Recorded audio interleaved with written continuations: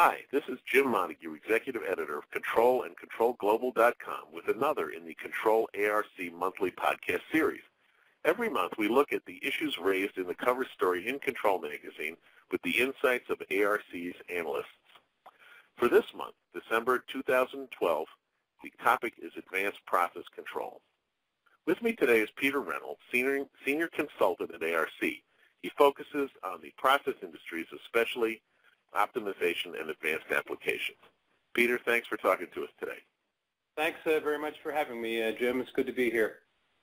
Okay, let's get started. From ARC's perspective, just how prevalent is advanced process control these days, and what's allowing it to maybe spread into new applications? Well, that's a good question, Jim. Process optimization is a study area of ARC, and we actually see this as about a $500 million annual business. We've seen steady rate of adoption, high single-digit growth continuously over the years. And from our perspective, multivariable process control is well proven. There are some areas of process optimization that are still struggling. So, for example, I just want to mention real-time optimization. We're not seeing as much use, but APC is definitely out there. Some of the things that's helping it spread, we think, are the services.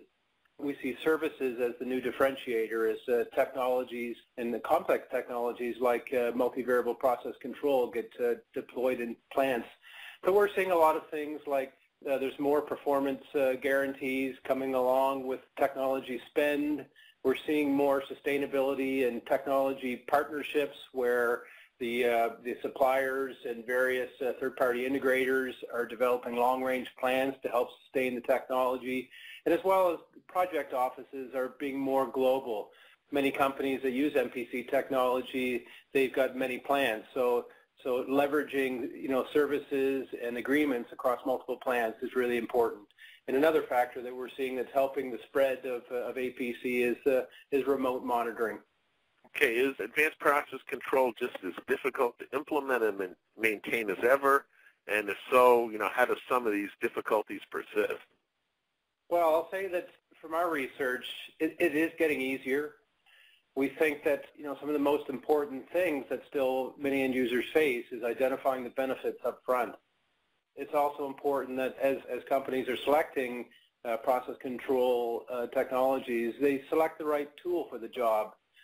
So, for example, some smaller refining or chemical applications might work with advanced regulatory control, and many of the suppliers of technology also provide embedded multivariable control, which is a little bit easier to implement, and it's much less sophisticated.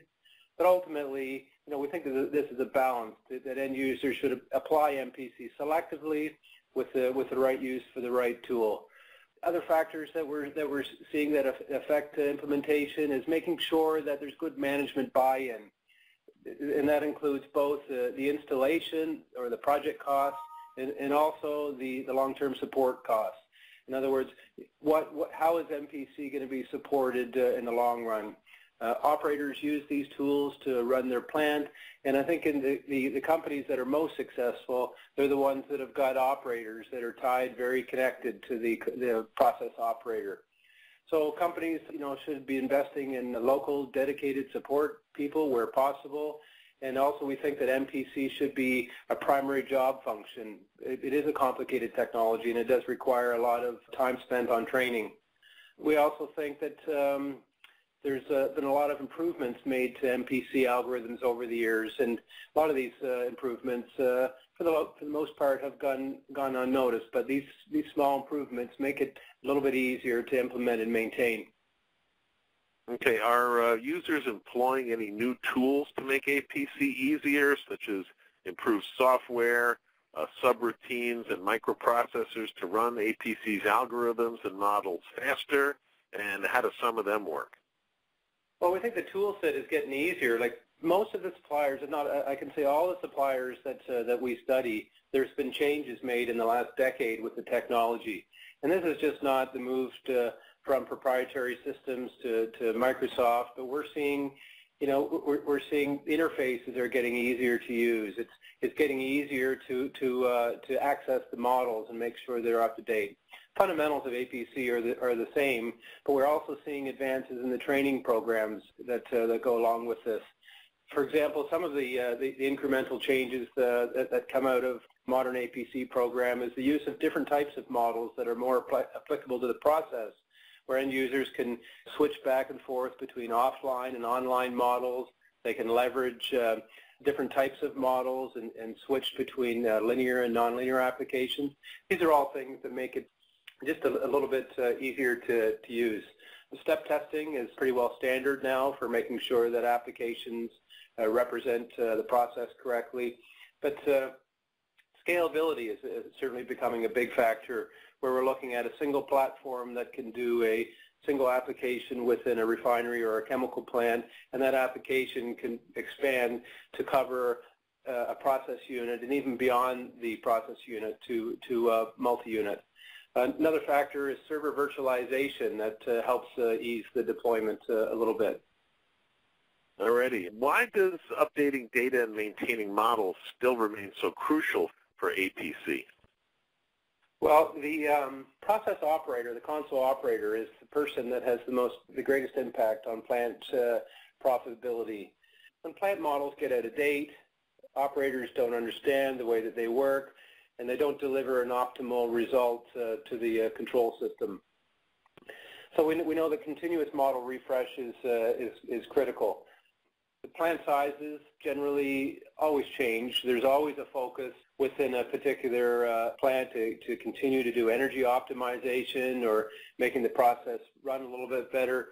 So the fact is that process engineers are always tweaking a plant, and models need to change and adapt to how the plant changes. So really, solid change management program is vital to make sure that the APC models do not underperform. But ultimately, if the model's out of date, it's not going to move the plant to satisfy the right constraints, and it's not going to make the company any money. Okay, for some of the new potential non-big ticket users out there, how can APC be integrated with their applications, and how can they be convinced to use them to improve their decision-making and operations? Well, I think the key is you start with the regulatory control and get it in line first. There's enough tools today that can focus on PID and making sure that it's right, but end users should start small and focus on getting the layers sorted out. There's enough process monitoring tools out there to fix bad actors, whether they be transmitters or control valves that are not functioning correctly. And doing things like process-centric asset prioritization can help make sure that you drive process optimization in the right area. So deploying advanced regulatory selectively with APC helps, and APC need not be on every unit. Another important thing is to get adoption out there is make process control part of your operational culture. Get operations involved, and training and awareness is critical. Many operators don't have the chance to fully understand APC, so it's really important that they understand how it's being used in their plants. And APC can be an operator's friend. So, and it's also important to provide solid support for both the operator and the APC team, both internally and externally. Okay, Peter, thanks very much. I know from trying to cover in the past that APC can be tough to understand, but I think the explanations should make it easier for some of our listeners to understand and approach it better. Thanks for talking to us today. Thanks, Jim. All right, this has been another in the monthly Control ARC podcast series. I'm Jim Montague. Thanks for listening.